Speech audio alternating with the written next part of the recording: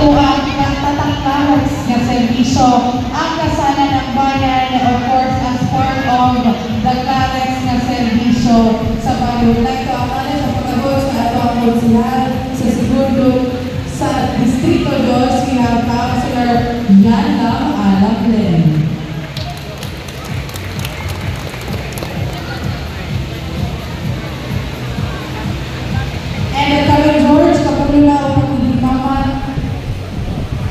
Pangulo na nagdidimaman si Mayor Larry sa mga konsihan sa ato ang mga kastunod once again sa ato ang mga pinasal at pinagana si Mayor Larry sa mga ikapitan tika ang Pilipoy pagkagawad Rosemary Norman Pilipoy o sa kinatibukan ng pamilyang Uy na leksyon cake o wine at sa ato ang mga couples and of course nagtatag sa yung tanan kami ng mga kauban ni Mayor CAREX, uy, apil ang 21st City Council, apil ang inyong mga kapitanes.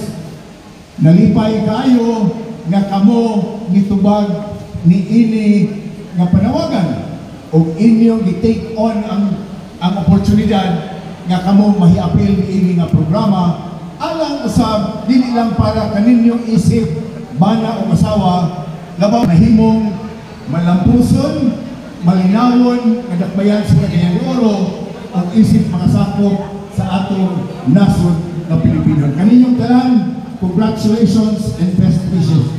Maayong buntag. Daghang salamat. Our City Administrator Attorney Roy Hilario Raadas. And at this point, mga kaigsunan, sa ato ang mga kasunod na kinigid ang ilahang giatangan ang nga mensahe o yun man giatangan nga tapna nga himpit ninyo nga i-promise inyong ihatag inyong kabalingon sa inyong mga hinigugma. Yes, George, ang giatangan nga parte yun matagkasalan ng bayan o maghimo nini dili lang ang iyang pagtindog din lang isip officiating officer apan siya usab ninong sa ato ang mga kinasal bato gali daghan kaayo usab siya og regalo dili na nato dugay pa ang rason nga aduna kitay CAREX nga serbisyo sa baryo o ganong napadol gayon ang gobyerno sa katawhan o ang katawhan ngadto sa gobyerno ang nag-alagad nga adunay kasing-kasing o kalidad ang ato ang kauban sa pag-uswag amahan sa dakbayan sa Cagayan de Oro, Mayor Rolando Clarex Uy! Dayon o kasalamatan ka ang Ginoo sa usa ka masipang pakpak. Sagasa sa kinabuhi nga iyang gihatag.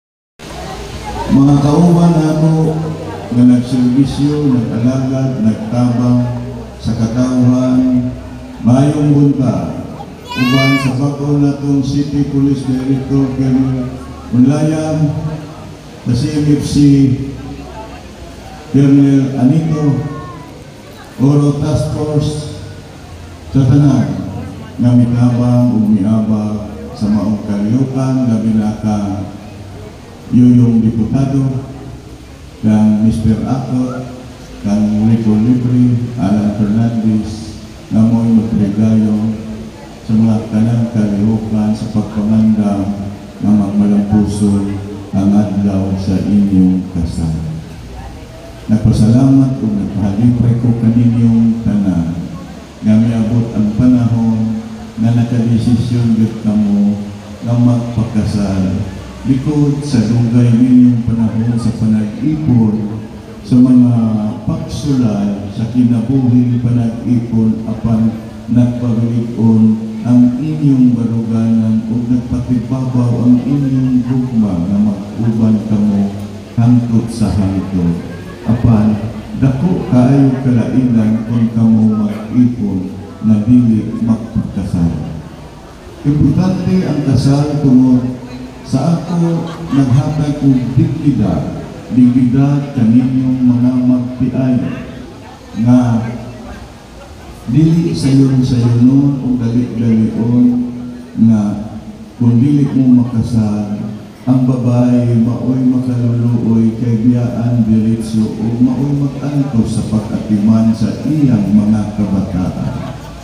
Dako kayo kalainan usab ng inyong mga anak nga mga tubo, mga dako utunghan sa tumaan na mismo ang ilang ginikanan dili pinasal.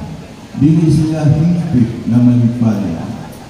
Usab, kung dili po mo kinasal, dili malikaya nga adunay mga adlaw nga mag-uban kamo manlakaw, dunay matagbuan ninyo nga higala o kaila nga makapangutana sa inyo kung kinsa ang inyong kauban o kuyo, dili mo makaangkon nga imo siyang asawa o imong mana tungod kay dili pa mo kinasal. Kaya nga kung kinaiya o batasan, makaangkon lang tag atong asawa o banakon kung na mo kinasal. Maglibog mo anang higayon na unsay sakro nga tubag. Kay maulaw mo nga mayroon mo bana o asawa na nasayon mo na wala pa mo gikasal. Muna ang dako kaayong kalay-inan, usa, dako kaayong talipay na po pagpasalamat kaninyong mga magpiayon na magpakasal karon tungod kay kinahanglan ang atong kapilingban labi na sa barangay na kung ang namuyo ang mga lumulupyo na managpiayon na dili kinasal, dili ligon ang pundasyon sa barangay. Diha magsugod sa matag pamilya ang kalikon sa atong barangay. Kung likon ang pamilya, likon ang pundasyon sa barangay, o ang likon na pundasyon sa barangay, likon usab ang pundasyon sa atong dakbayan. So kanunay, diha magsugod sa pamilya. Importante ibililhon kaayo kanako ang usa ka pamilya nga kinasal ang manag-asawa o manag-piayo.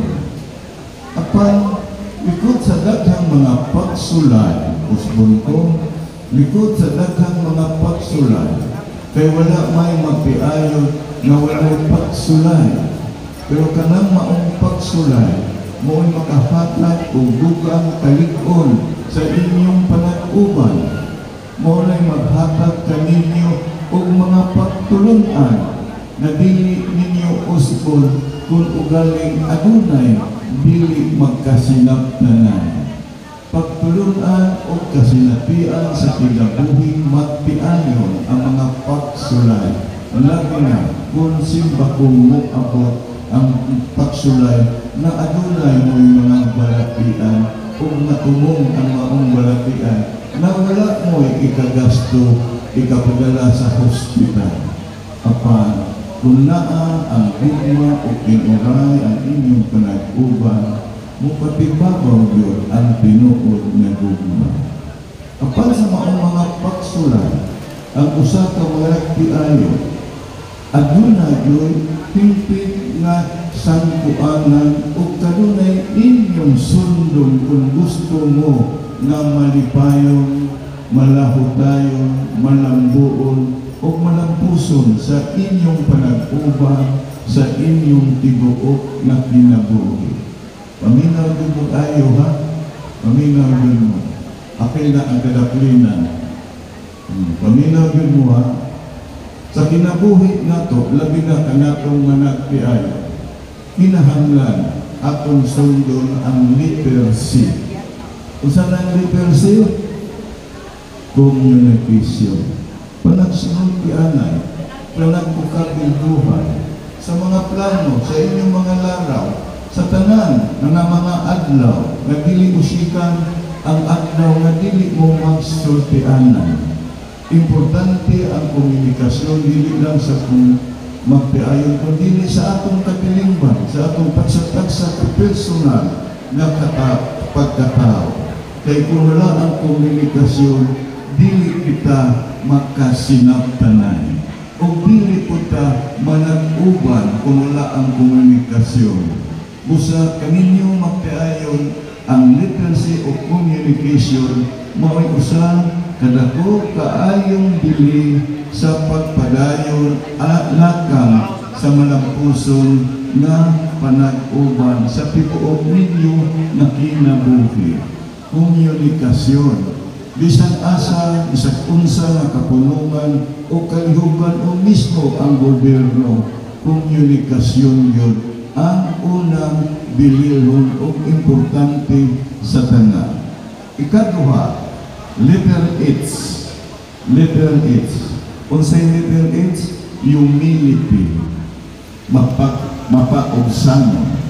Bisan magtiayon mo, dugay na mong nag-uban, aduna na mo'y kasinatian, kinahanglan. Inyong batunan ang pagkamapausanon sa So, ayun. Sige, Okay. mana si Mayor, kanigipili man na sila sa itong mga kauban, abot lang kung unsa gid yun ang king galing ani sa mga pag-kiss, no? So ato tanawon karon dungan tag-ihap and 5. Ato bang sa 4. Ato bang muna itay? Ato bang? Ato ba yung minuan kas nakalibog ka? Okay. 5, 4, 3, 2, 1. Di gini mapalupit diri nga say. Why? Tanawa ang 50 years. Karon lang. Years. Karon. Masupol ang 50 years. Unsa man natay? Sige na, kay mag. Sakto na oy. Gipahalok naman mo ano naghinilakay naman mo. Nagipakis naman mo. Sakto na sir. Ano ba na? Diba Kailan saan mo niya? matuig? Tanawa years. Sige, ako na lang ni ang among regalo. Sige, di, man mo magdung... nara. Dugang regalo ni Mayor Larex, ha? Tay,